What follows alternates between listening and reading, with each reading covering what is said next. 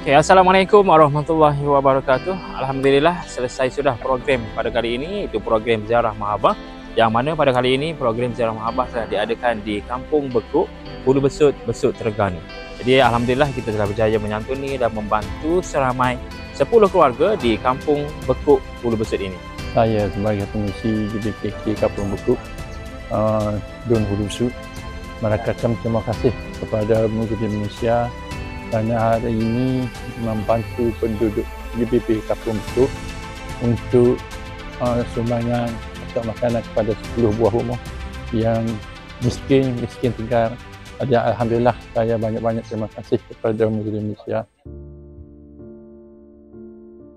Ni kakak lah. Dia OKU, istimewa lah. Istimewa daripada kecil lagi lah. Kredit lah. Ya. Maknanya dia boleh kot macam yang di sekolah juga kalau satu kalau besar tu macam diri dah lah. Maknanya tak boleh hubur rezeki. Macam kita lah kena royak kat tinggal sehari situ tak ambil macam ni. Oh, maknanya kita kena royak dia. Mana ni kita royak satu putih ke. Maknanya kalau kita royak dia peher lah. Kalau tu lah peher bagi dia duduk. Kak Zeh, hijau Kak Zeh. Oh ni kerja ambil kontrak. Ambil kontrak. Hijau kan boleh dulu. Dah tempat je. Cakap siapa ke? Jadi lo ni tahu hijau, lepas tu Kak Zeh malah makan minum apa semua agak ke. Dia ada anak bagi ke ataupun bantu gue daripada mana-mana. Lepas tu makan minum? Ada JKM lah.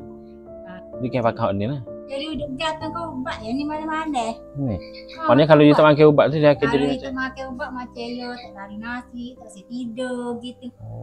Jadi saya mewakili Muslim Malaysia ingin mengucapkan jutaan terima kasih kepada penyumbang-penyumbang di luar sana kerana tanpa derma dan sumbangan anda, mungkin program ini tidak dapat dijalankan.